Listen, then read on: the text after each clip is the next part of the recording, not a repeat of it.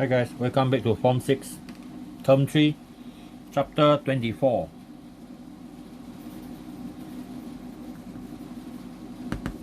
So our Chapter 24 will be under Quantum Mechanics or Quantum Physics. So Quantum Physics is the totally new realms for physics. Sometimes a lot of things in quantum mechanics it's quite difficult to understand, but at your level sometimes this type of new things have to be just swallow, okay? To try to get into more detail, then you need to have some other books that is specialized in quantum mechanics. So at your level of Form 6, your quantum mechanics is more or less like a intro level, introduction level. We don't have anything called Schrodinger equation, time independent or time dependent. All those are at university level, year 3 and year 4 and above. Okay, so our first part of the quantum mechanics will be 24.1, which is the introduction of photons. Okay, so what is photons actually? Photons actually is a particle that carry the energy of electromagnetic field. Okay, like the foundation of quantum mechanics is that from the word quantum physics, we know that according to quantum theory, anything that has a field will have a particle that carry the field itself, carry the energy for the field and so on. For example, we have an electromagnetic wave like light. Okay, we have a particle called photons that carry the energy of the light. And then if you talk about gravity, you heard of gravitational wave? Well, that one, according to quantum mechanics, it has something that carry the gravitational wave that is called graviton, and so forth, and any other field, also inclusive of a magnetic field. Magnetic field, according to quantum mechanics or quantum physics, the particle that carry magnetic field, we have two types.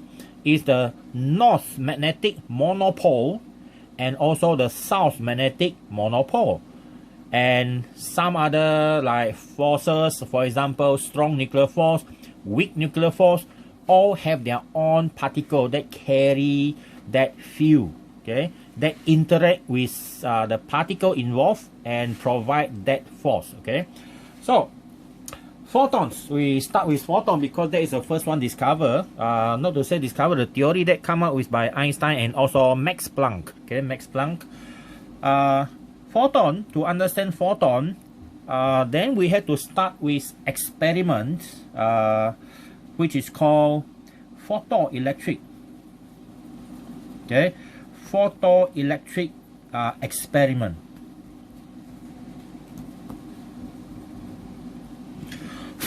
Okay, photoelectric experiment.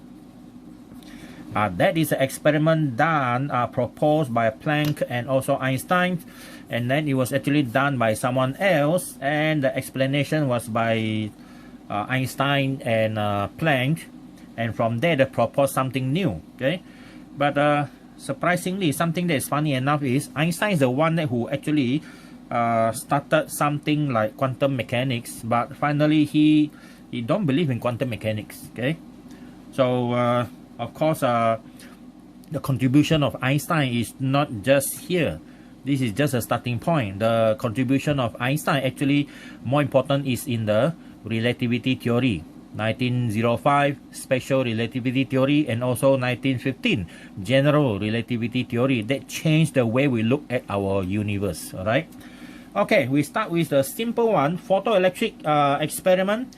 So in our photoelectric experiment, we need a glass tube, okay, a glass tube, and then inside the glass tube is vacuum, and then inside the glass tube we also have two electrodes. Okay, one is the collector,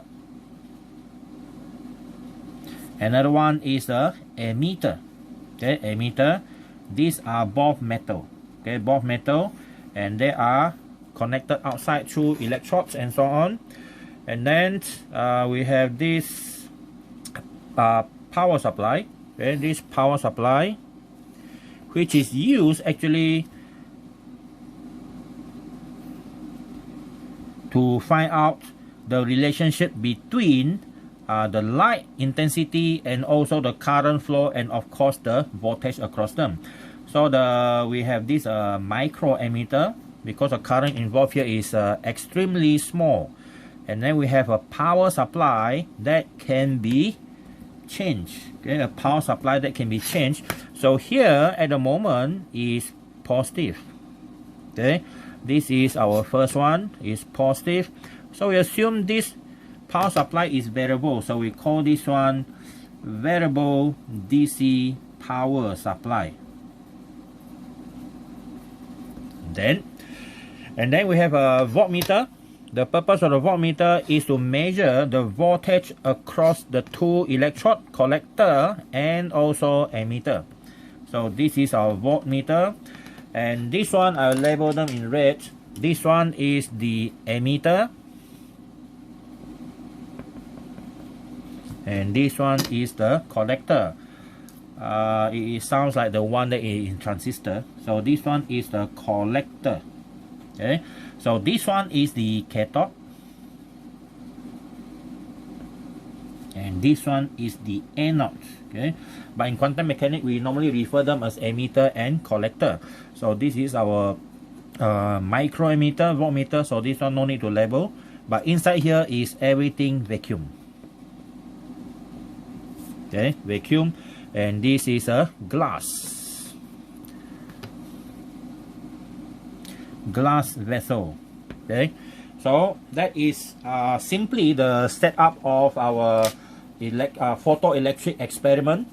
Now, the purpose of the experiment is to shine light onto this emitter surface. Okay, so we have light entering the surface. All right, so let's say the light, I use orange color.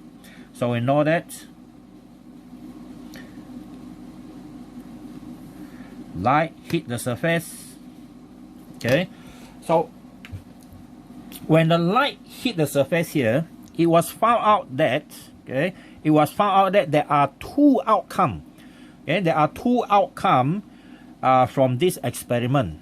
Number one is there are no reading in the microammeter at all, no matter how high is the intensity of light, okay, for a certain color.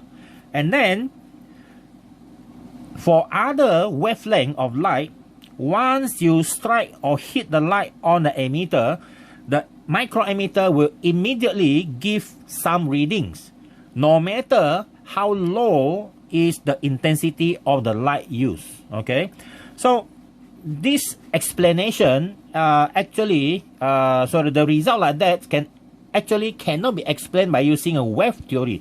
So we look at what are the results. Okay, what are the results? Okay, what are the results expected by normal wave theory? Okay, so here we're going to have two parts according to wave theory. Okay, so wave theory means a theory that used to explain the concept of reflection, refraction, diffraction, interference, and polarization. All these are wave theory, Huygens principle, and so on. All these are wave theory. According to wave theory, okay, number one, if the intensity, okay, we start with something more powerful.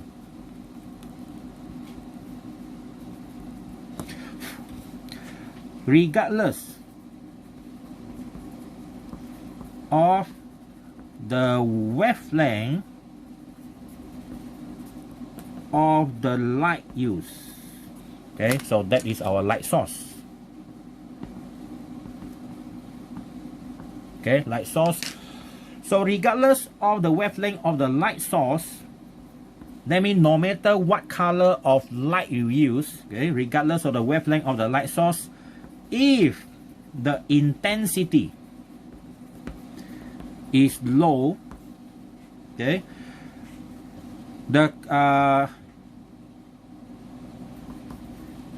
the current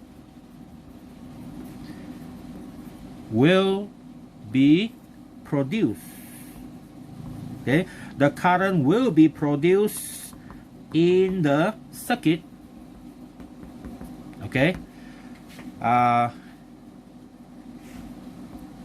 okay, if the intensity is low, the current will be produced in the circuit eventually. Okay, eventually, just a matter of time.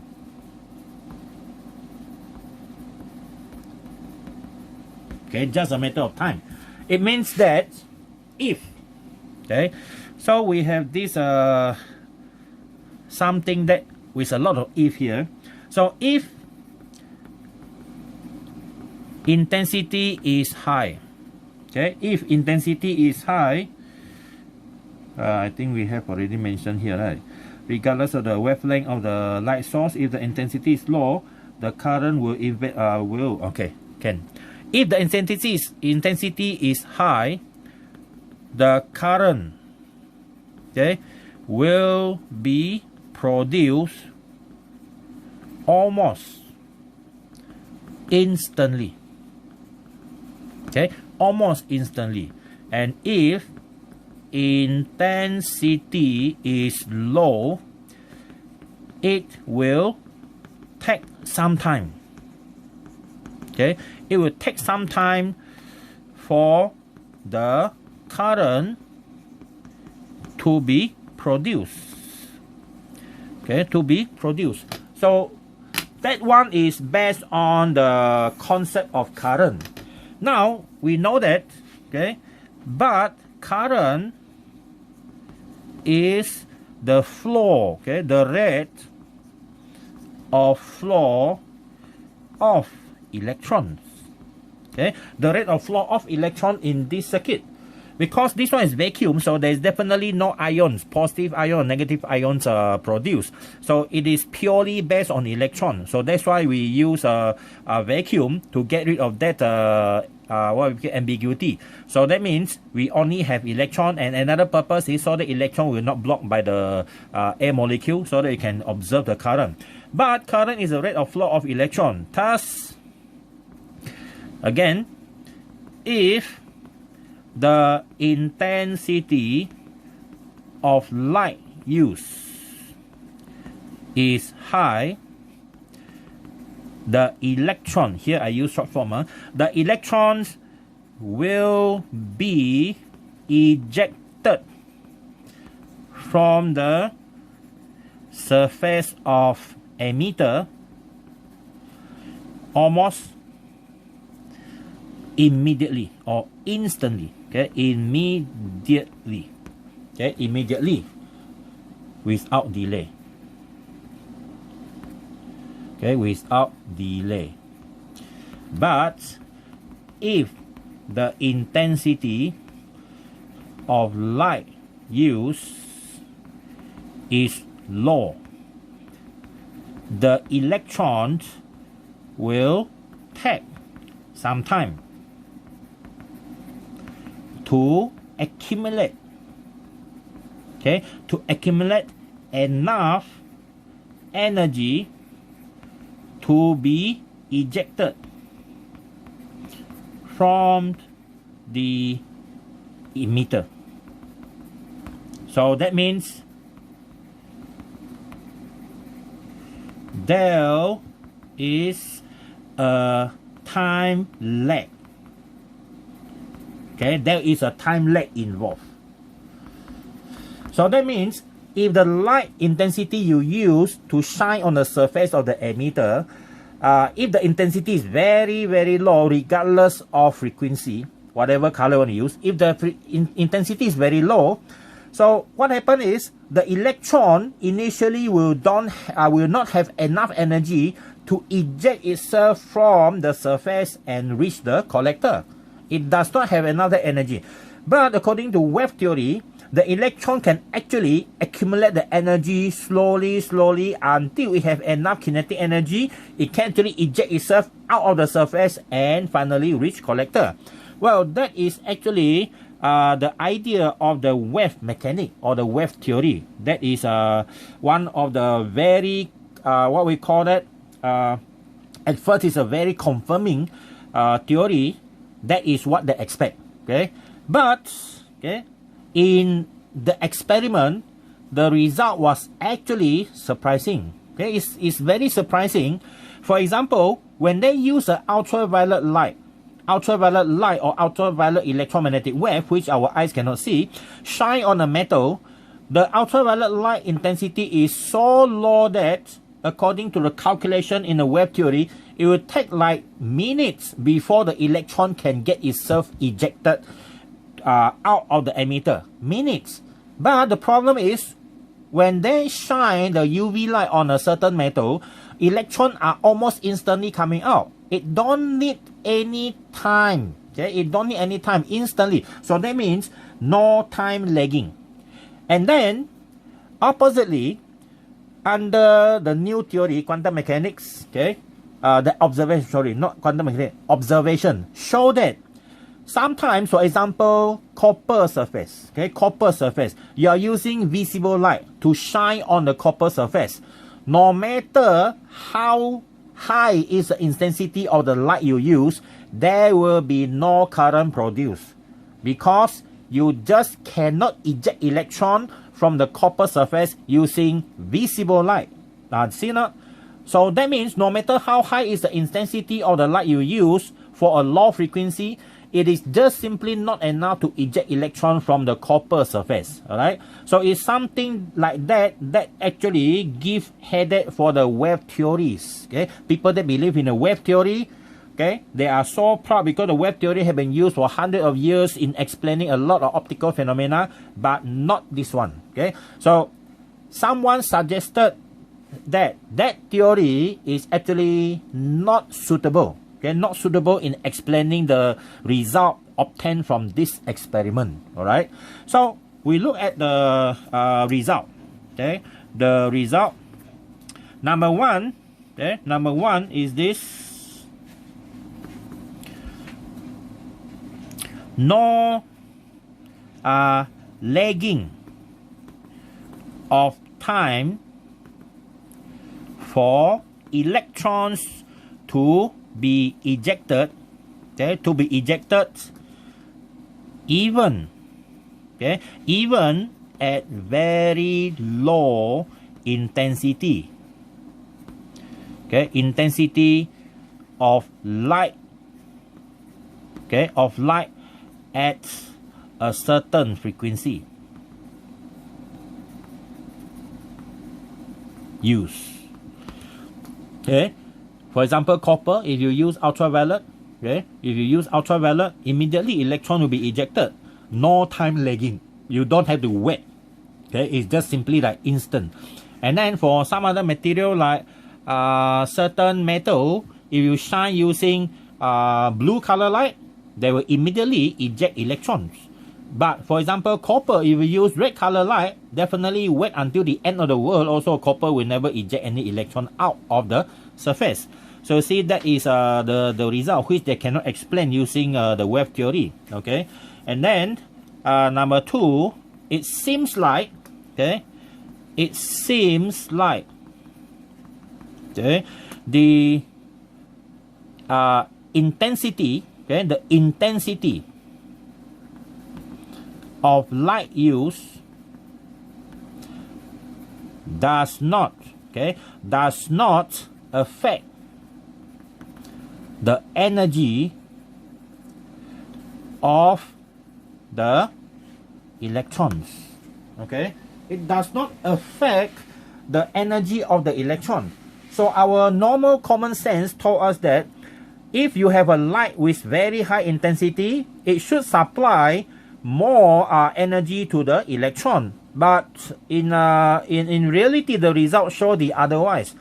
Your intensity actually does not what we call that does not affect the energy of the electron ejected. Your intensity can be very low, but if the frequency is correct, is just right, then the electron will be ejected almost instantly. So there is no relationship between the intensity of light with the energy obtained by the electron. All right. So number 3 shows that frequency of light use is the one that affect the energy of the ejected electrons.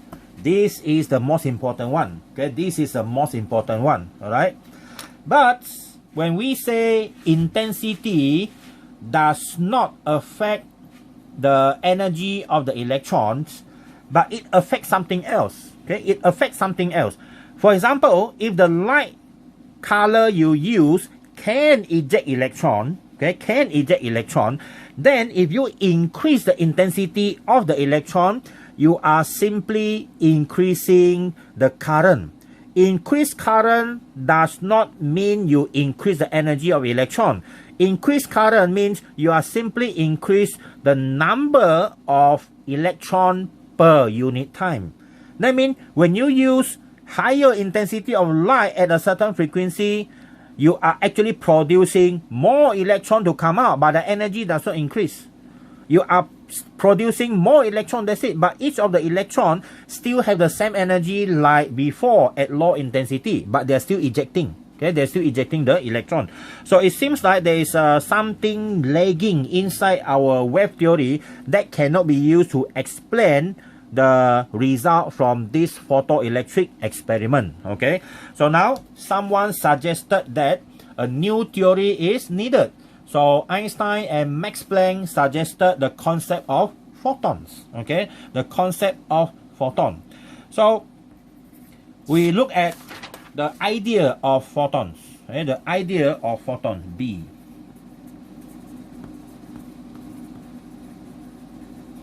So what is the idea of photons? All right. So look at what is photon actually. So photons is the particle that carry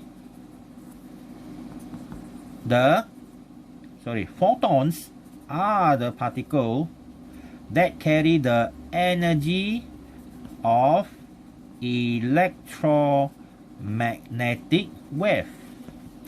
So for example, if you have a candle, a lit candle, okay, so this is a candle. So you have light from the candle, you have flame. So this candle will emit light. Well, according to the old theory, of course, the light actually reach your eyes based on what? Based on the wave theory. So the wave, okay, carry the energy from the candle flame into your eyes. But in other words, according to the new theory, okay, well, we still have the same candle. Okay, we don't need quantum mechanics to have a candle. Now your eye is here. Okay, now instead of wave, we actually can imagine there are particles, okay, that we call photons, that carry the energy, okay, that carry energy from the candle to your eyes. Okay, so that one is under wave theory. This one is the quantum theory. Okay, quantum theory, or wave mechanics and quantum mechanics. All right, so that is a fundamental thing. Okay, so you just need someone to understand that you have a wave, you have a particle that carry the energy for the wave. All right, but then they realize after that some experiment cannot be explained by quantum theory. Some experiment cannot be explained by wave theory, and both theory are correct. Okay, both theory and correct. That one we'll look at it at a subsequent chapter. I think is the 24 point. After this one. Okay, after this one, there is the next chapter already. It actually make the whole world spinning around with wave theory who is correct and quantum theory who is correct. Actually, both of them are correct. So you just need to choose what theory to use to explain the result of your experiment. Okay, So that's the idea of the photon. Photons are the particles that carry the energy of electromagnetic wave, or a much more official definition is photon is the quanta, okay, the quanta of energy. Photons are the quanta of energy I think it's correct already. Data, datum, photons, quanta. So photons are the quanta of energy for EM wave. Okay, something like this. So photons are the quanta of energy for EM wave. In other words, it means that photon is a particle that carry energy for or on behalf of the electromagnetic wave. All right. So this is the new thing. Okay, the new thing which in wave theory, it is like totally out of the world. Okay. So that means whoever think of this thing, the brain must be something wrong already. Okay, something must be very wrong thinking about this idea. But finally, it shown that this is actually a very important idea. So important that nowadays a lot of things are based on quantum mechanics. Okay, a lot of things are based on quantum mechanics. One of the best example, the earliest example is electron microscope. It's based on quantum mechanics. Okay, and then nowadays you have this laser system. Laser is based on quantum mechanics idea. Okay, quantum mechanics idea. And then a lot of chemical process is based on quantum mechanics process. You use quantum mechanics to explain that process. I think in chemistry you also learned quantum mechanics. Okay, especially the orbital and so on. All right. Now, the idea is this. Now we can use the photons concept to explain the things that cannot be explained here. Okay, so we look at the result. Okay, the results explained by the concept of photons. Okay, we are going to explain why the results are like that, not based on wave theory, but now it's based on the photons theory. Okay, number one, just now number one says that no lagging of time for electron to be ejected even at very low intensity of light at a certain frequency used. Okay, so why there is no lagging even though the intensity is so low? Okay, now according to Max Planck, okay, according to Max Planck, the energy of the photon, okay, by E is equal to hf. That means the energy of one photon is directly proportional to the frequency. Okay, it's directly proportional to the frequency of the light used. All right. So that means, let's imagine you have a photon like this moving in that direction with the speed of light. Okay, the energy inside there is equal to something multiplied by the frequency of the light that we use. If it is red color, maybe the 760 something nanometer. If it is blue color, then it's about 400 plus nanometer and so on. Okay, so in this case, we know that the higher the frequency, the shorter is the wavelength, the larger is the energy of that particle, the photon. And then from experiment, this constant is called Planck constant. Okay, it is called Planck constant, and it is given by this 6.63 10 to the power negative 34 joule second. Okay, joule second. And this is the constant discovered in the experiment. Okay, in the experiment suggested by Max Planck, of course. And then other than this equation, we can have this H equal to C over lambda from here. V equal to F lambda for electromagnetic wave. The V is C. So here we have two formula to calculate the energy of one photon. So since the Planck constant H is very, very small, that means the energy for one photon is also extremely small. Okay, extremely small. This negative 34, so far it is the second smallest constant discovered by human being. So the smallest constant now is a fine structure constant. Is smaller, even smaller than that. All right. Okay. So according to Max Planck, the energy is directly proportional to frequency.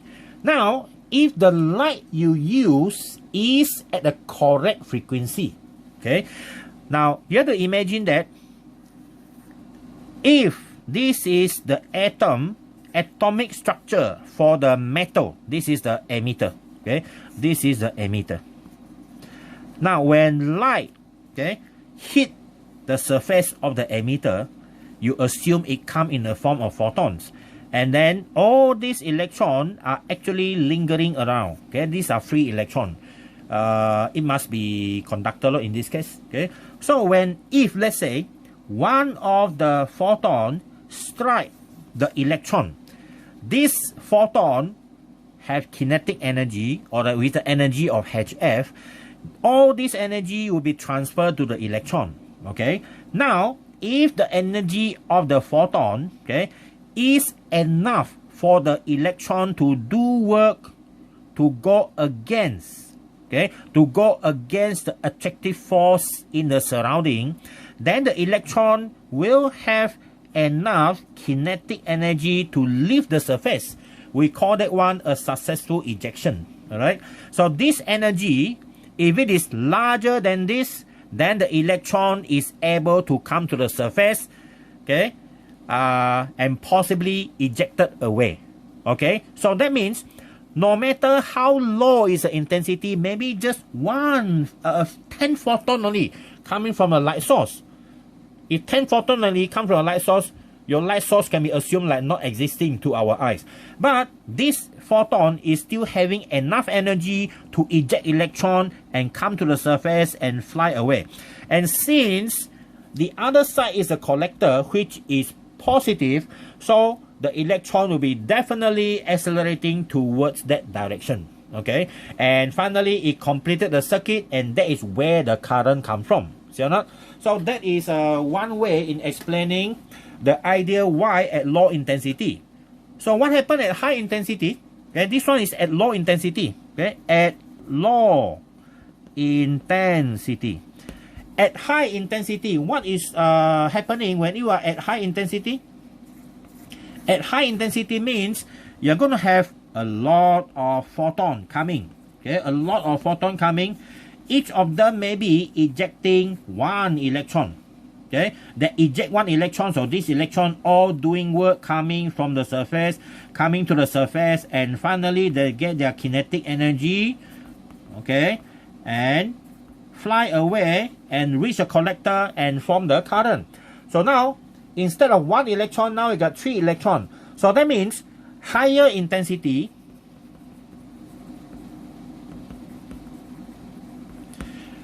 means that we actually have more photons.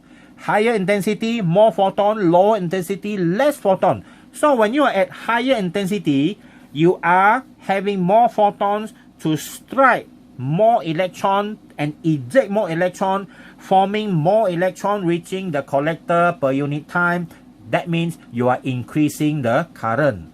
So that's why if the light can eject electron, when we increase the intensity, we are actually increasing the current. But it will reach a certain saturation, of course, when they continue with the experiment, they found out that they are not actually unlimited. Okay. So now this is the first one. Okay, first one. Now the second one is this. Second one says that it seems like the intensity of the light used does not affect the energy of that one. This one we already explained in the second one. This is the second one, at high and low intensity.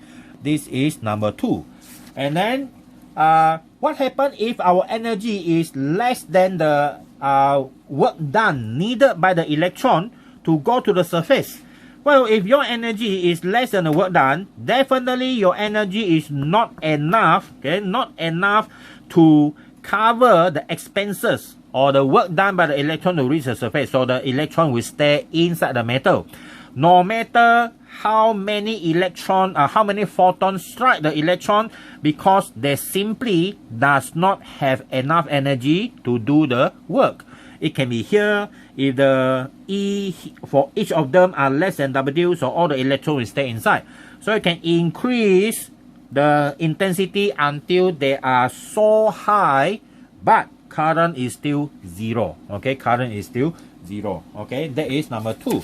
And then number 3, frequency of light is the one that affect the energy of the ejected electron. All right. So that one, of course, is already from the theory of Planck. Okay, Max Planck theory.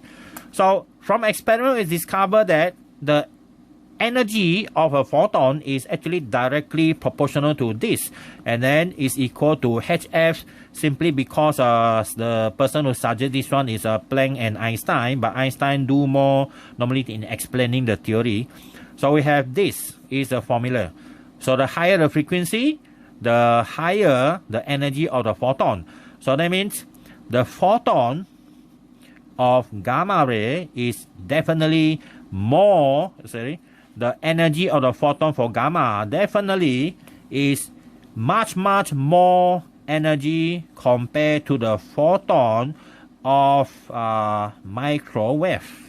Okay, so microwave low frequency, gamma high frequency, so definitely the energy of the photon here is much more powerful than this. That's why if I shine you with gamma ray, definitely your cell will die. But if I shine you with microwave, you won't die that fast. You will just heat up only. You will just heat up, maybe not today, maybe after a few months, then you have something abnormal in your body, right? But gamma ray, almost instantly, okay, almost instantly. All right, so that is the result explained by the concept of photons. All right, concept of photon. All right, so now we're going to look into more detail about what happened microscopically when a photon strikes an electron. So this is our page 1, and this is our page 2. So we're going to explain further is what happened microscopically inside the emitter surface. Okay, so that will be our C. Microscopic, okay, microscopic explanation, okay, in the emitter surface. Okay, in the emitter surface, what happened when we look into further? There are 3 possibilities of what happened. Okay, number 1,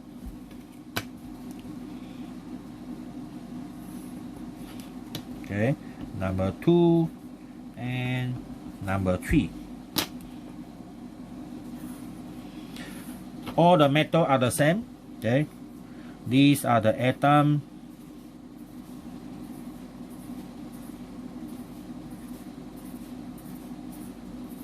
Okay, and these are the free electron around. Okay, free electron around. Right, now the light used will be, I use an orange color to represent the photon. So this is a photon. Okay, this is a photon, and a photon will strike this electron, and let's say the energy carried by the photon is EP.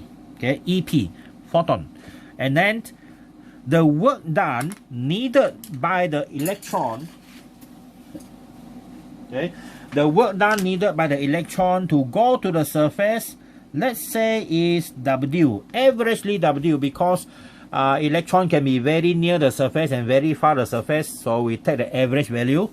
So the first possibility is that if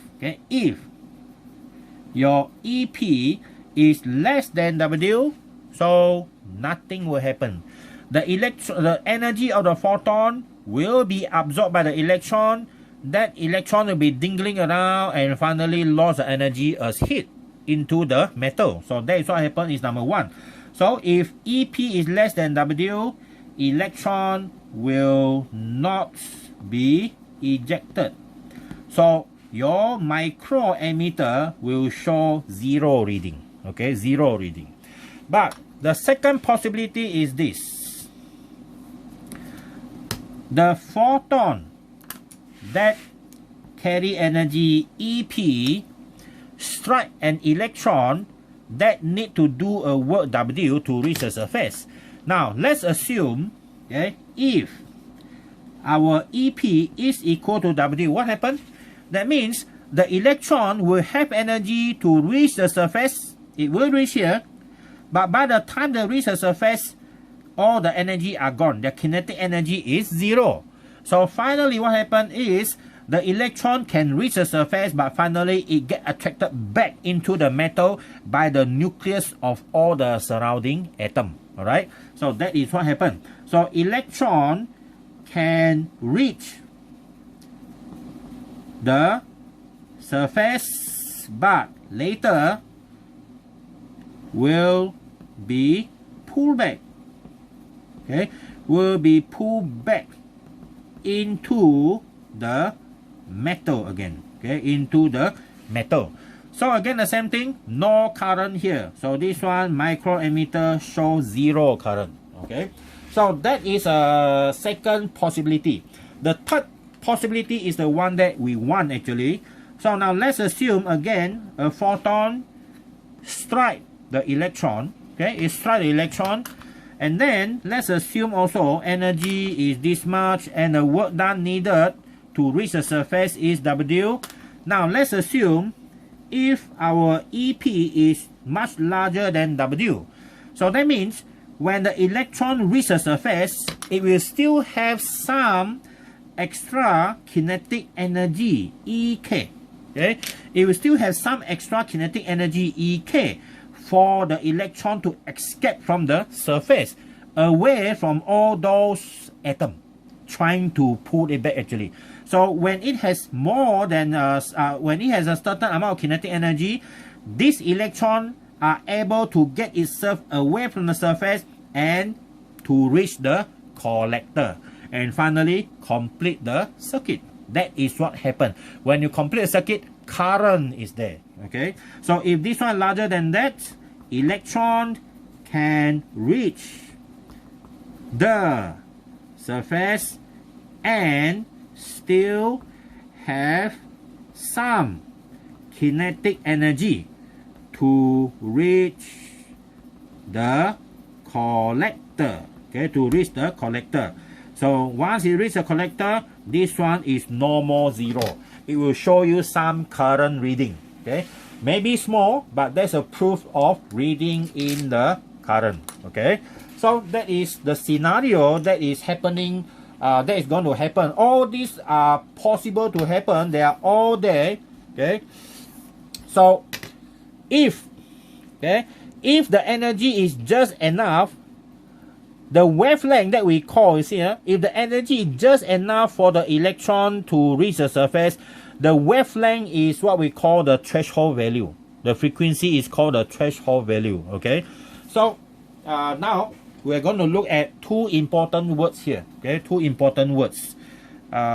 We call that ones. Okay, we just simply call nomenclature, or just say important words. Okay, important words. Number one. Okay, number one is the threshold frequency. Okay, number one is the threshold frequency. So what is threshold frequency? The symbol is F0. Okay, the symbol is F0. So threshold frequency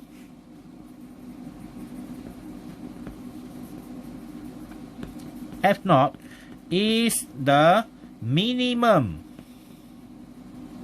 frequency of light needed in order to eject electrons. Okay, electrons from the emitter surface. Okay, from the emitter surface. All right, different metal. Okay, different material will need different F0. Okay, for example, copper, aluminum all have a different F0 value. Okay, copper will have a higher than aluminum and so on. Maybe, okay, maybe we don't know. Number 2 is the threshold wavelength. Well, threshold wavelength, we know that it has something to do with the frequency V equal to F lambda. If your F0 increase, your lambda naught should be decreasing, and vice versa. So threshold wavelength,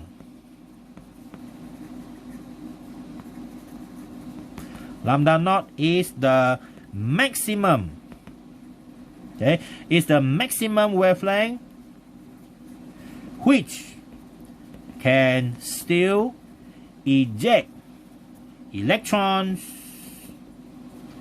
from the emitter surface. Okay, from the emitter surface.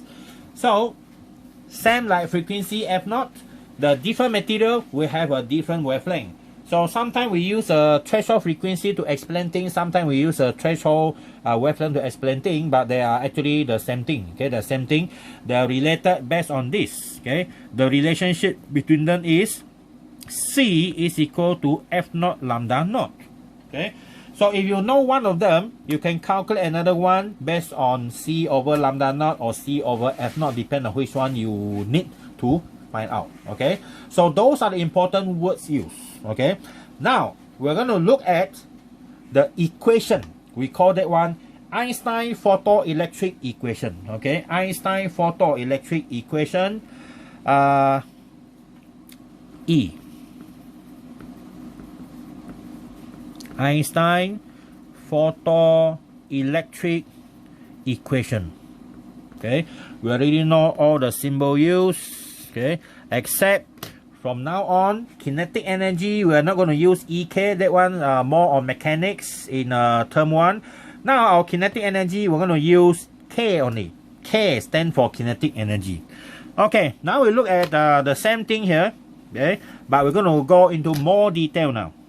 Now let's say this is a atomic structure, and then we have one electron here. Okay, these are the free electron, and so lucky that this electron will strike by one of the photon. Okay, this photon carry an energy of E. Okay, carry energy of E, okay, E, and we know that the E is equal to HF, right? Now, this electron, if the electron need to move to the surface, it need to do work. This work is called work function.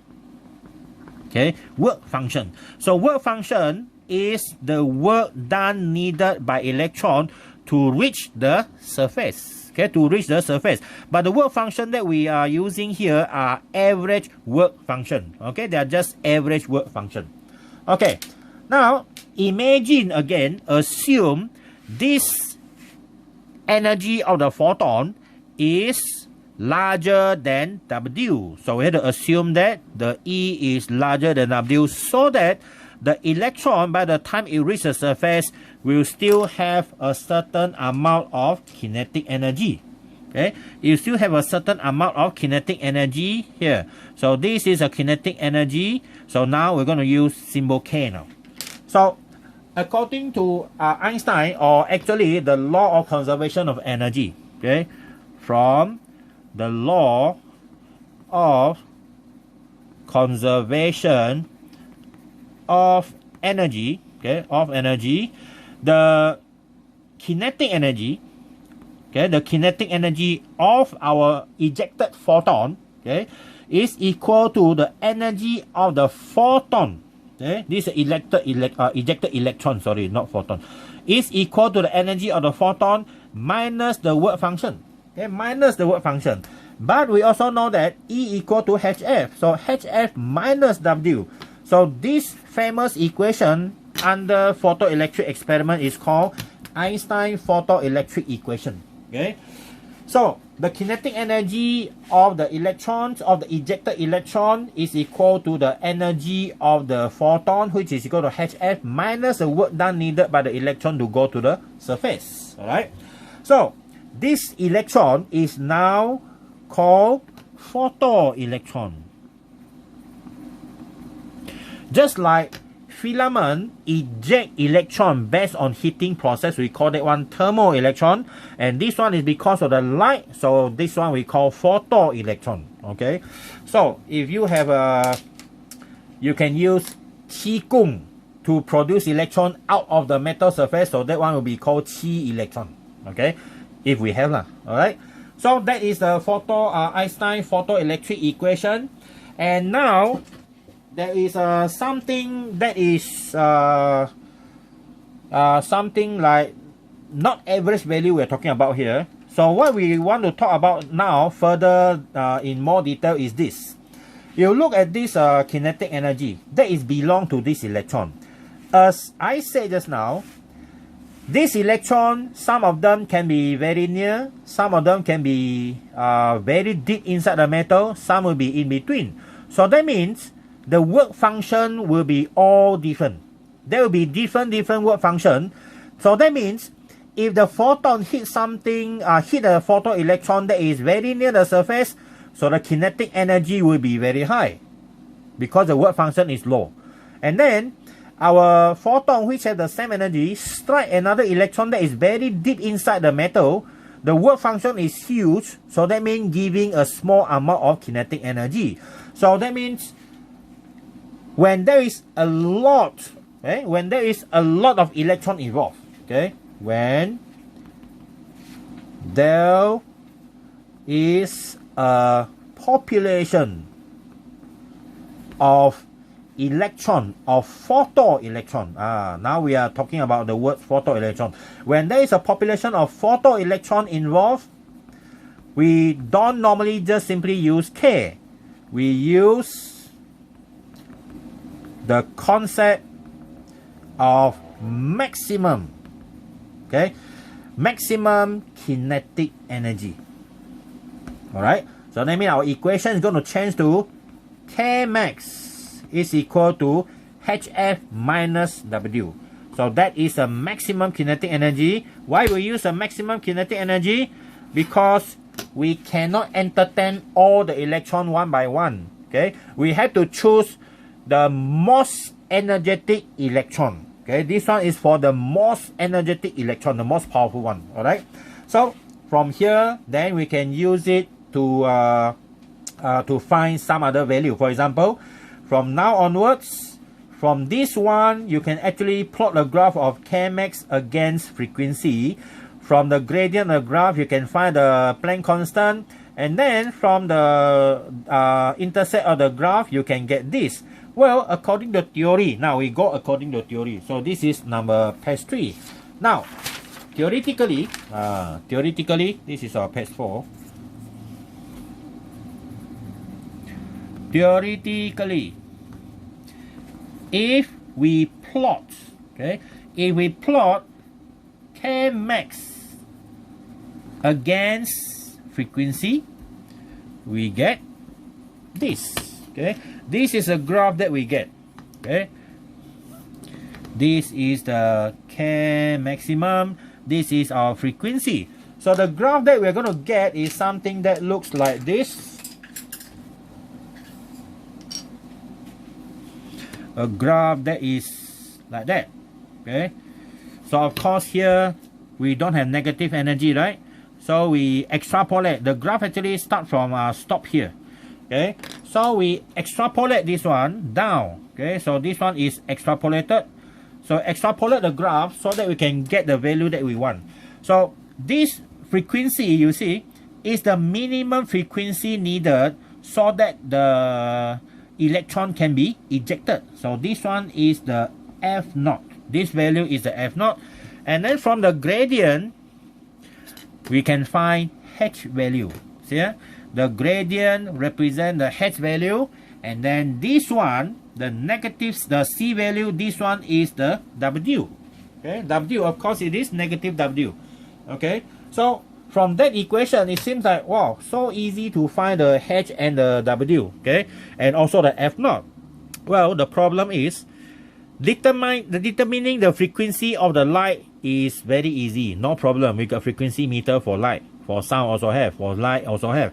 But the problem is, how on earth are you going to calculate the kinetic energy or measure the kinetic energy of individual electrons?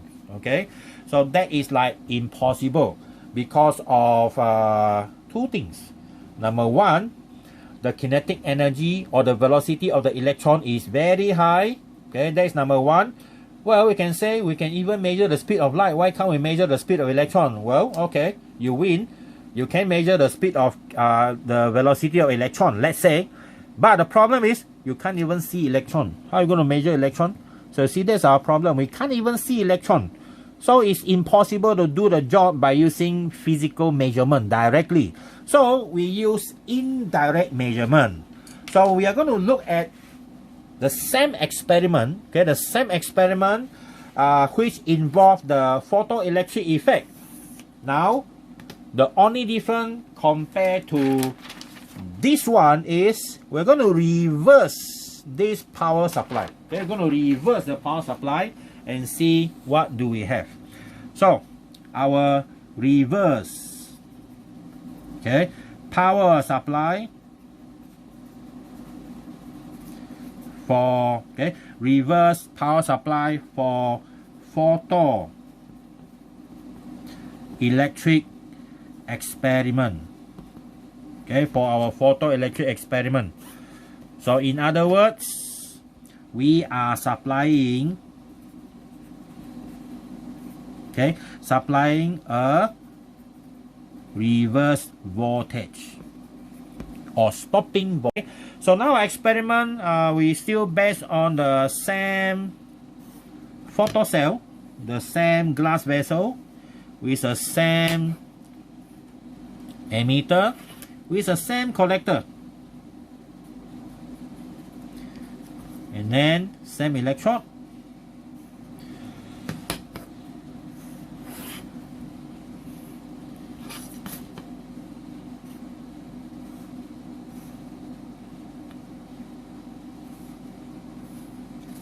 Okay, same voltmeter.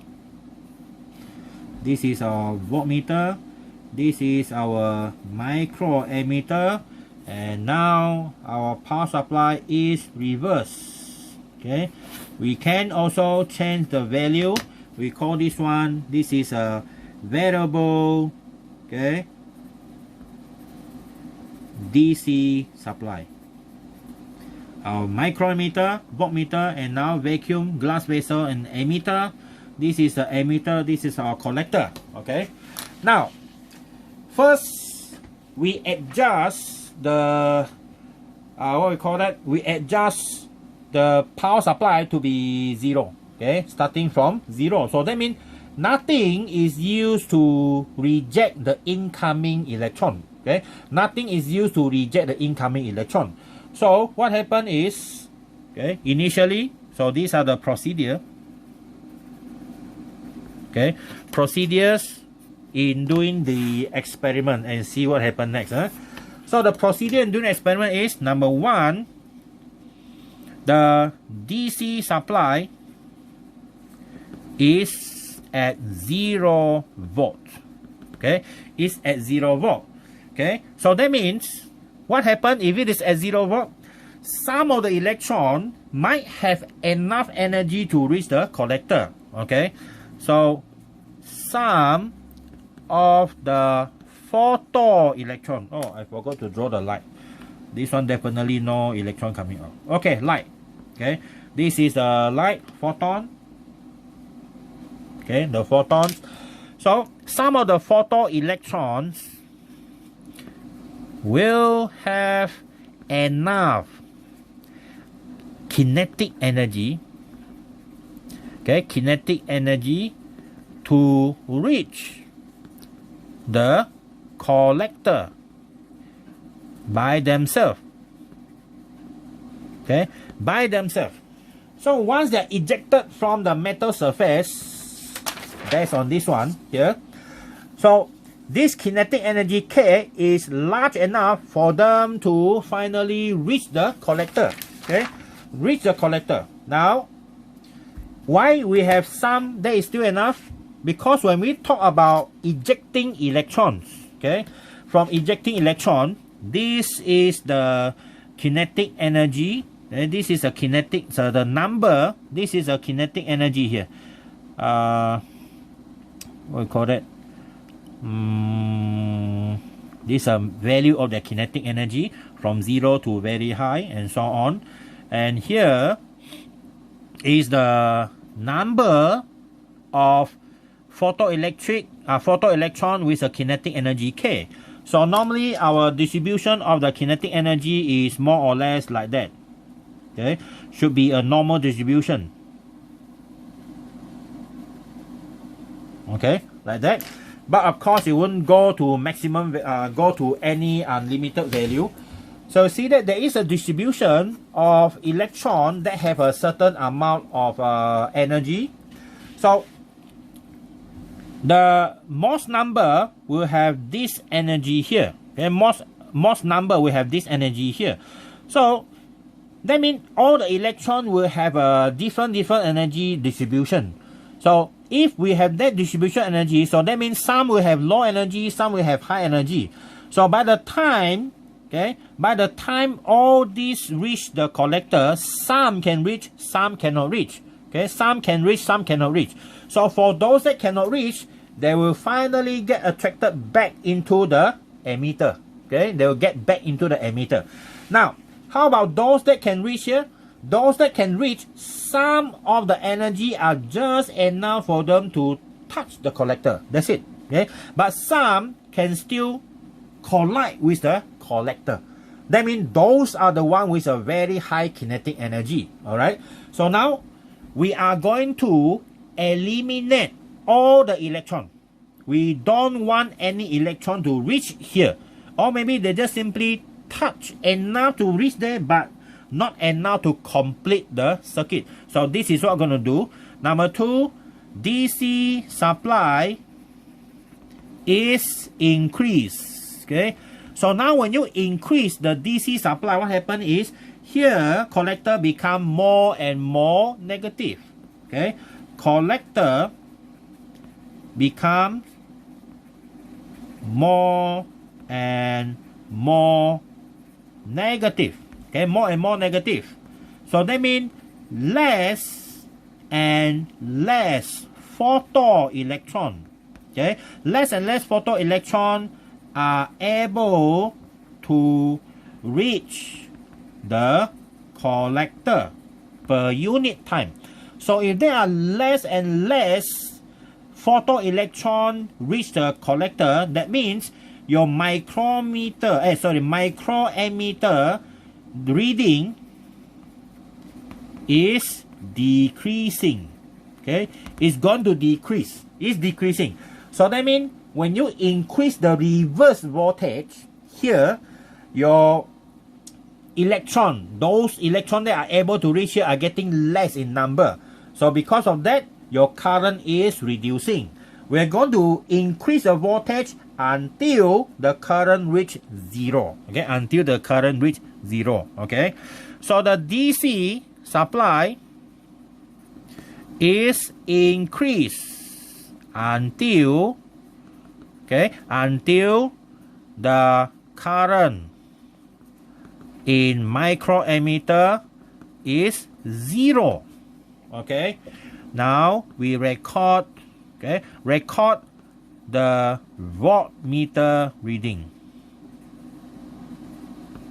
Okay, we record the voltmeter reading. So that means we have something like this now. Okay, we have something like this now. So this is another new graph. This is the current.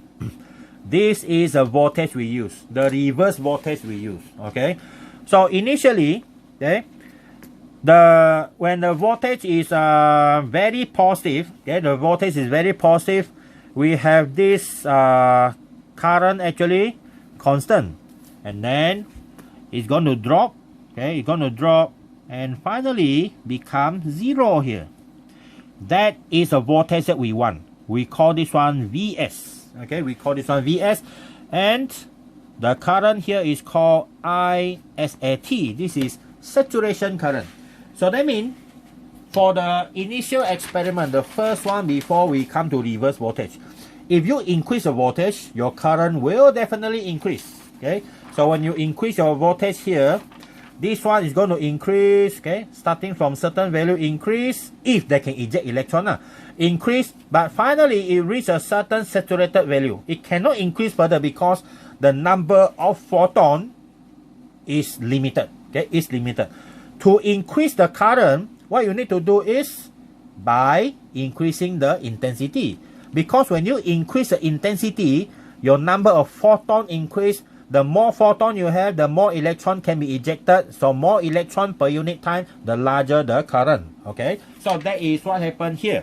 So now, when we reverse here, from 0 onward, this one is to reverse your voltage. When this one become reverse and become more and more negative, what happens is less and less electron can be ejected. So that means the current is going to be reduced until 0. So when the current is 0 under reverse voltage condition, this current is called stopping voltage. This voltage is called stopping voltage. Okay, stopping voltage or stopping potential. Okay, stopping potential, Vs. All right. So that value is normally negative. Just simply refer to the opposite direction. Okay. So now, we have an indirect method to replace the K maximum, because as I said just now, the K max is very difficult to be measured because electrons are very fast, number one. Number two, we cannot see electron. It's not easy to measure them. When you cannot see them, difficult to measure, all right? And they are fast, difficult to measure. That difficulty combined give you almost impossible to do that job, all right?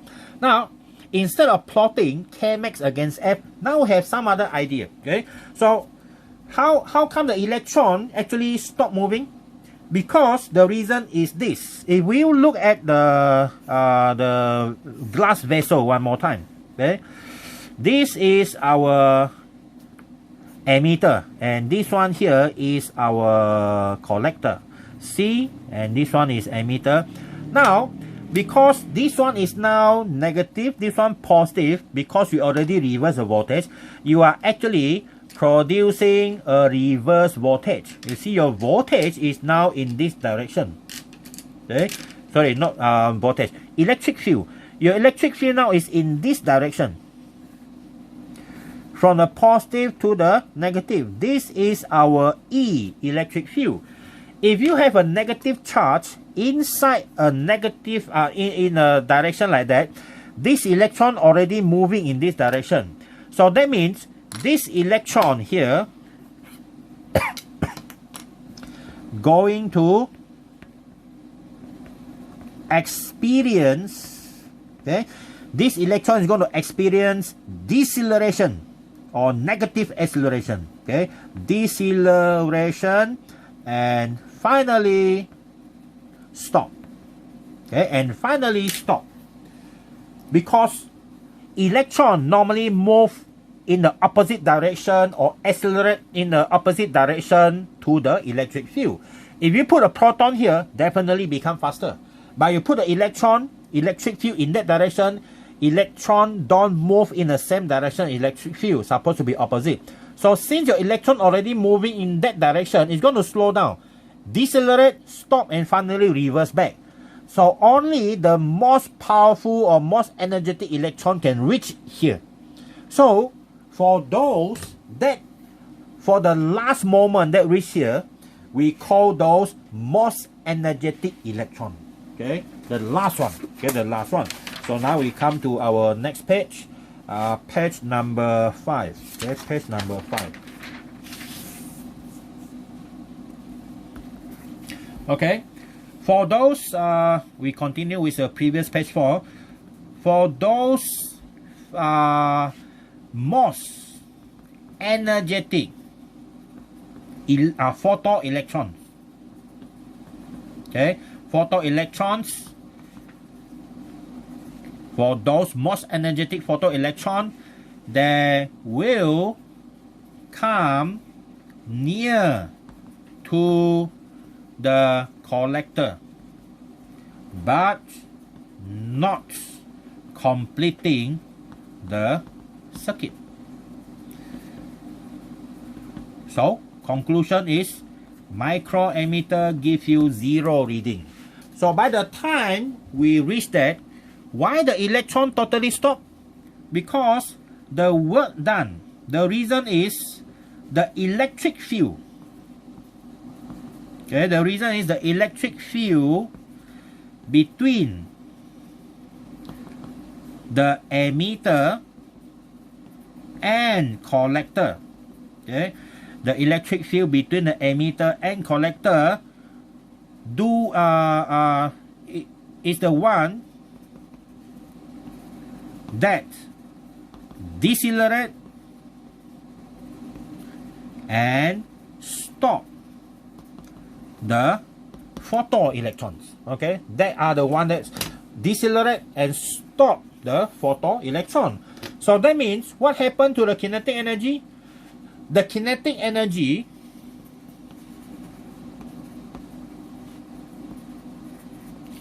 of the photoelectron, okay, of the photoelectron is used to do work against the electric field. So that means your work done is equal to the change in the kinetic energy. In this case, this is the maximum kinetic energy because you're talking about the most energetic electron. Okay, so the kinetic energy is the maximum. All right, now our work done, this one is the work done against the electric field, okay, by the electron. So that means we know that the work done against the electric field is given by the charge of the electron multiplied by the voltage used, and this voltage is a stopping voltage. Okay, W equal to QV. You learn this one in electrostatic term 2.